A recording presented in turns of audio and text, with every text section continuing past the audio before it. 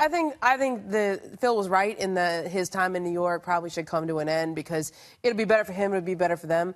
But there's a part of me that says pause. Okay, you don't have a GM there yet. Right. Steve Mills is running the show there, and he's a GM. He's good at what he does. But you're going to bring in somebody new. And David Griffin, we just talked about, is the front runner for that job. Right now, he's the only guy who's done interviews so far. He's done a phone interview. He's going to have something in person in the next week or two. You know what? You kind of want to have the guy who's going to be running the show make that big deal. Right. Okay? It should be done in the way he wants to do it. And would it be so absurd to actually think about keeping Carmelo Anthony? I mean, the guy. Syracuse, I don't know. Well, no, but there's the thing. You are one, not only just for the sake of Melo, you won't get back the same type of player, most likely. If you do, then you're getting pieces, and then you're kind of in a rebuild mode. Right. And we're talking about the 7-year D-Day, right? Kristaps Porzingis is on that as well. He's on that timeline. And do you think he wants to spend the next year being a somewhat competitive team in the Eastern Conference, or pushing, kicking the can down the road? So what kind of Melo do they get, though? Is he going to be fully engaged now that Phil's gone? Is he going to play offense and defense? Is he going to play the system that Hornacek wants to play, which is up and down, the ball moves? It's not a triangle. But it's a fast-paced offense. Well, why not give it a shot? And by the way, if you're Carmelo Anthony, you say, what are the two teams he named? Cleveland and Houston. They're not playing slow-down, hold-it basketball either. They play pretty up-tempo as well. So either way, there's an adjustment to happen. I'm with both of you guys. If I'm the Knicks, there's no reason to rush into this. You can take your time and see what the lay of the land is like.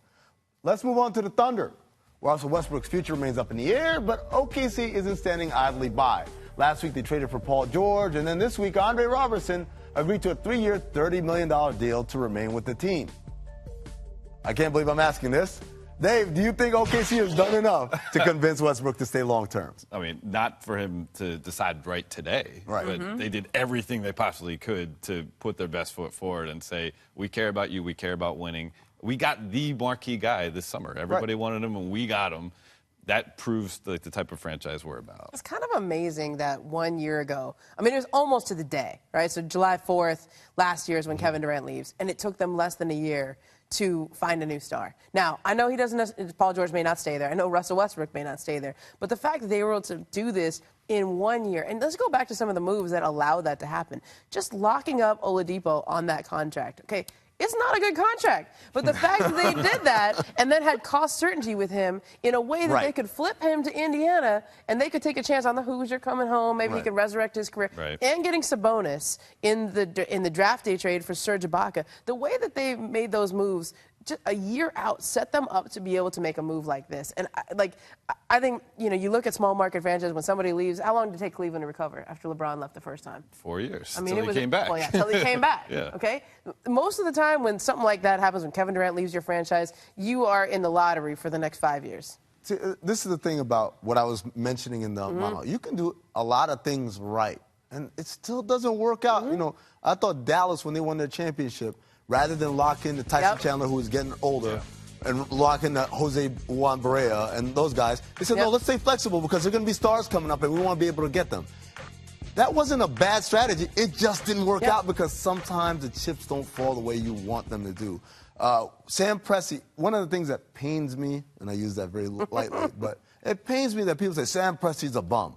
This dude's one of the smartest. People say that? A lot of people say that. A lot of ignorant people say that, I should say, because they bring up the Harden trade. They bring up the Harden trade and they say you let go of Durant. But you don't look at all the good things that he did along the way to put themselves in these positions. And again, like you said, there were a lot of people lining up for Paul George with a lot better offers out there. The other thing, we're not talking about this yet, okay? But we have a whole summer to get through show, right? We're going to be doing shows this whole summer. If Russell Westbrook does not commit, okay, he knows the money's not going anywhere. He's watching to see what they do. But, okay, they already did what they were going to do. They went and got you Paul George. So this summer, Russell's got to decide if he wants to sign that extension. If he signs it, now his next job is to keep Paul George there. If he doesn't sign it, oh boy. It's like, what side of the aisle are you standing on? But he shouldn't commit. Why would, if you were Russell Westbrook, would you commit now? There's no plus size to that. Right? You wait to see how you can actually play with Paul George. You wait to see if everybody stays healthy. You wait, all those mitigating factors. You wait, you push. And then the Thunder gets more and more uncomfortable. Every day that goes by that you don't sign that deal. They're already uncomfortable in that division, the toughest division in basketball this year. Speaking of Andre Robertson, we only mentioned him briefly. He's featured in our Summer League Distant Replay from this day in 2014. 3 years, I'm so excited for this. Let's see. I haven't even seen this play. What is it? Oh, it's in Orlando, so we got the low camera angle. Ooh. Okay. Ooh, two-handed. Yeah. I like that. Booty catch. That's what I see. Woo. Oh, he just got out the way. Is that Maurice Indor? Who is it? No, that's Philadelphia app. Live from Miami. It's time for Make or Miss. First up, Make Buckets. Markelle Fultz with the spin, step back, hezzy jumper, and yesterday's Summer League action. Ramona, we're excited to watch Fultz in the Sixers next season. Yeah, I'm kind of into that. I've been watching a lot of that Summer League so far between him and Jason Tatum. Those rookies look good. I can't wait for Saturday. Miss Buckets. Klay Thompson's in China, throwing off his handles, then chucks up an air ball. He also got rim checked by a 360 dunk attempt last week. God, Klay. And he was dancing. Dave, it's not even close. It's a time for Klay to come on home, man. Didn't he ink a new deal with Ante while he was out there? $80 million. Yeah, so stay as long as you need to. Make sure those checks clear. Like he said, he just got off the plane. Yeah, okay, but it's been like a week. Is he still jet lagged? I'm not mad at you. No, forget jet lag. That's money lag right there, like Dave said. Man. Spaghetti. Timothy Mozgov is holding some sort of rap battle at a KFC in Russia. Yes. Reminds me of my man Delonte West. Do you wish you could attend? Yes. Oh my gosh, I would Dave, throw it out with him. You've been around him. Does Timo have bars? Yeah, he does. He has the confidence to pull it off. I don't know if he actually has the skill behind it, but he has the confidence. Dude, Timo's kind of cool. I got to know him last year in LA. Can he rap? Yes. He once told me I'm just in saying Russia, that confidently because I believe we in ride him. bears. Nice. What? Yes. Miss worries. The Cavs have no GM and have done absolutely nothing in free agency, but LeBron doesn't seem too bugged about it on his vacation. Dave, you think LBJ is actually a little peeved? He is. He absolutely is. But he doesn't let it dominate his life. Right. Go live your life, man. It looks He's beautiful. rocking out to Michael Jackson in that. And J. Cole. Yeah. Shout out to J. Cole. And The tour starts tonight in Phoenix. And this just in, at the buzzer. The Mavs are in the process of filing a 2-year, wait for it, $10 million deal with Dirk Nowitzki. Total or according per to year? our Tim McMahon. Wow. The second season of the deal will be a team option, the source said. Dirk. Ramona, how much did Dirk This cost has got to himself by stop. I declining his mean, option? unless they have some kind of like consultancy lined up for him after he retires. Don't put that evil out there. $5 million a year consultancy. I mean, come on, stop, Dirk. Just get Mark Cuban's money, man. Yeah, I don't like it. You deserve more, Dirk. You deserve more. Maybe he'll host the European version of Shark Tank when he retires. You know, The pay him a lot. German Shark Tank. Is this going to help the Mavs win a title in the next 2 years? Probably No, not. it's just going to have Mark But you Cuban. know what? Look, I like the message that it sends that he's like, look, I don't care as long as this keeps helping the team. Being taken advantage You of. pay me on the back end. Thanks a lot, Dave. Ramona, you're going to be in Vegas tomorrow. I'll see you there. Dave, you'll be back here Yes, with me, right? for sure. All right, we'll do the show again. Summer League action. I'm so excited for this. We're going to be there this weekend. You guys excited? Yeah, but I'm bracing for it. Look at Bracing this. for Oh, my God. Come on. Look What do you at have that, to look at brace for? Look at that. Our camera guy right there. Oh, wait, I don't need all I of haven't that. seen a play like that since Darren Williams in the I don't need all of that. Oh, wow. Oh, man. This is harsh. Too harsh. Too soon. Right? Welcome to The Jump. I'm Amino Hassan. I'm in for Rachel Nichols. I'm joined by Ramona Shelburne and making his jump debut, Nick 10, David McMenamin. Is that what we're doing for you? Yeah, you guys could get a little bit more excited. Glad to be here. Let's try it. All right. 7 years. So all you can ever count on as an organization from a star player. You draft him in the first round. Most likely he's a lottery pick. He blows up. He becomes the face of your franchise. And then before the start of his 4th year on rookie scale, he agrees to the max extension. And of course he agrees to it because no one has ever turned down the max extension on a rookie scale deal. If he's risk averse, he'll take the full 5 years you offer. If he's a bit savvier, though, he'll bet on himself with a 3+1 deal so he can opt out and jump back into free agency. Either way, you have that minimum of 7 years of guaranteed time to show your star player that you are an organization that is both serious about and capable of winning a championship. Any time above and beyond that is cream cheese. Kevin Durant, Carmelo Anthony, LeBron James, Chris Bosh, they all gave their franchises at least 7 years to get their acts together. See, drafting a superstar is not the be-all, end-all. Rather, it's the start of a long journey of decisions, which ultimately either land you a long, fruitful relationship, see Steph Curry and the Warriors, or a parting of ways. Further roster enhancements, picking and sticking with the right playbook, making further correct draft picks. These decisions all matter. So if you're screwing around with instability in your front office, Cleveland, or a revolving door of coaches, Sacramento, or a history of mistreating your players, New York, you're in essence writing the death certificate right over there? to your relationship with your star. even as you feel like you're treating him as well as possible. What more could he ask for? And yes, there are mechanisms within the CBA designed to give the home team added leverage. Money! The truth is, bearing a substantial amount of cash overage, players in their primes will choose what's best for their careers, as they should. Which brings us to young Gordon Hayward, formerly of the Utah Jazz.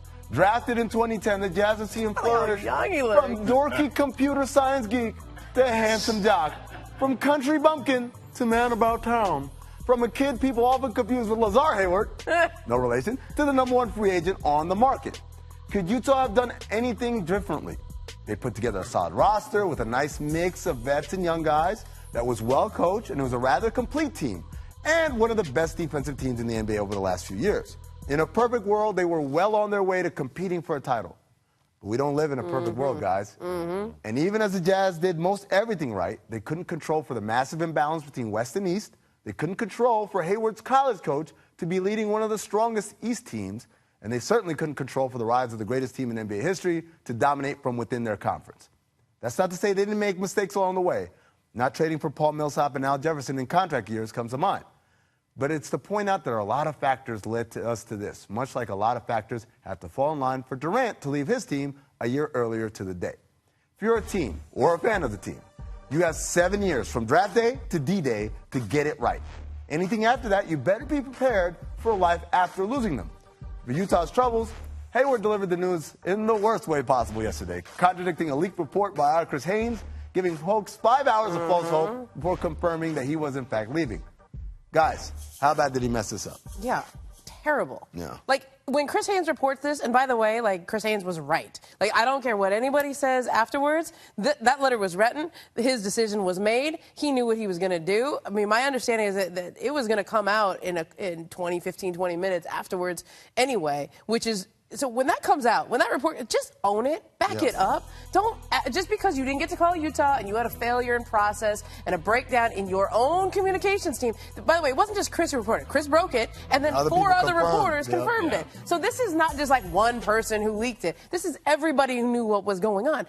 Just own it, because what happened to me is the 5-hour delay where they were saving face and making everyone feel better, it cost them Otto Porter. It cost them valuable hours that they could have been trying to move on and move forward, and then gave them false hope, and it just made it all that much more worse. Just, and it cost them more than just a couple 100,000 clicks on the Players Tribune website. Like, that to me was the one thing that they clearly lost that day. But what did he do wrong in terms of the Utah Jazz fan base? I'm not so sure he did anything like that. You know, Dennis Lindsey comes out and says that at some point there would be some adjectives I would ascribe to what went down. That's Dennis Lindsey making himself look better than Dan Gilbert, than LeBron did on the way out the door. But Gordon Hayward said all the right things in his letter that was published. Thank you, Utah. Yeah, it was just came out too late. I felt like Dennis Lindsey's comments were not about Gordon Hayward leaving us. That's it was about, dude, just like you said, just own it. Let us move on. Let us get on to other things. Shout out to Chris Haynes, though. He did have the tweet of the weekend. Oh, my God. The Hulk Hogan. That was a mic drop moment there. But it is interesting to see people react so violently, right, to the idea of Gordon Hayward leaving them high and dry, you know. You're wondering if Jazz fans have a right to be mad at Hayward. Well, here we pulled something from the archives when he got drafted in 2010. Take a look. Gordon Hayward from Butler University.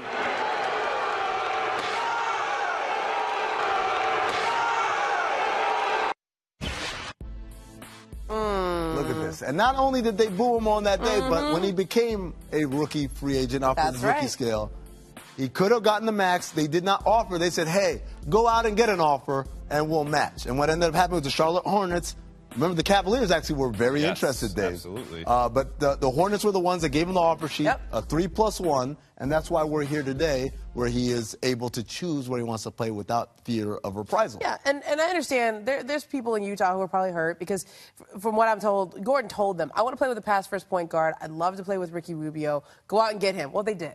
And Joe Ingles is my best friend. Well, they kept him. So they did the two things that Gordon told them were important to him, and they felt like they had a really good chance of keeping him because of that. But you know what?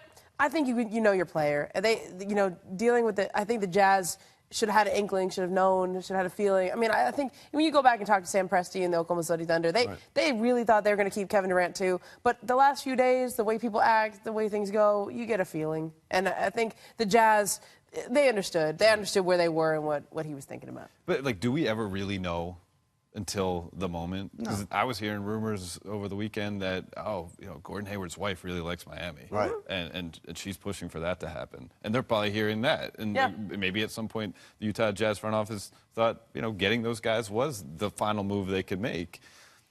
You had to be willing to make that move to be able to do business. The Cavs, when they were trying to get LeBron James, they had to trade away all these players so they could offer him a max contract just to be able to be in the conversation. There's got to be a plan B, plan C to all of these things. Okay, but can we be real? What? Gordon Hayward's not LeBron James. No, Gordon I Hayward's get not it. Kevin Durant. Well, he was a big free agent, but Sure. he's not on the same level as those guys. And on that note, Players Tribune, relax a bit with some of these columns. Right. Relax. We didn't need the Kyle Lowry, I'm coming home. Just saying. Let's talk now about the East. Dave, how does Hayward's move affect Boston's chances in the East? Well, to me, it's all about what they do to actually make the deal happen. Right. Who they give up. If it's a Jay Crowder or a Marcus Smart, or, if it's Avery Bradley, I think that's maybe a step backwards along with the step forward. So I have to see that play out first. I have to see if Isaiah Thomas is going to come back from the same hip injury that ended Johnny Flynn's NBA career before I'm ready to say Syracuse. that. Where did you just pull that from? Like, that was like... Yeah. Johnny Flynn. That's what I think of when I think of hip injury. Clearly, Johnny Flynn's clearly relevant in 2017. Come on. Clearly. Yeah, but like when you look at Boston, like Jay Crowder's probably the most likely guy to move here because he plays small forward, and if you haven't noticed, Jason Tatum plays small forward, and so does Jaylen Brown, and so does Gordon Hayward, the guy that just went outside. So, bye Jay, right? And he's the guy. Remember, he criticized Boston fans for being so receptive to Gordon when he came to play at the Garden. Maybe that's why. Okay. Maybe that's why. Right. But can we break down why the Celtics even have to think about this? The salary cap was supposed to go up to $102 million. It didn't. It was more like 99. So the Celtics thought they had another $2.5 million of breathing room here to pull this off. Now, I went through this complicated series of moves, and shout out to Bobby Marks, who helped us figure out all the moves that they have to make. But they started by renouncing Kelly Olynyk. Then they have to renounce 3 or 4 more other guys. Right. Then they have to keep their first-round draft pick from last year overseas in Europe. Then they have to trade Rozier. Then they have to trade somebody. Like, there's so many moves that they have to make just to get close to the max. And even then, they are $300,000 short. So Gordon Hayward, who's signing his max contract, could just say, you know what, let me just take a little haircut. Yeah. Let me just take a We're little not bit in of that haircut. business. Nope, we're not we are in not. that business. You find another contract to trade into space, and then you got it. Look, it's not Gordon Hayward's job to do Danny Ainge favors. Danny Ainge said, I can give you max. There's a reason why he left Utah. There's a reason why he said no to Miami. It's because Danny Ainge said I could give you max. And so now that's Danny Ainge's job to work around that. We have to take a commercial break, but plenty more to come on The Jump. More Syracuse references, Johnny Flynn, maybe. The Knicks may have got rid of Phil, but what should they do with Carmelo Anthony? Ooh. Look, it's another Syracuse reference. Man. That's quick. What's We'll talk happening about it next on Dave McMenamin's The Jump.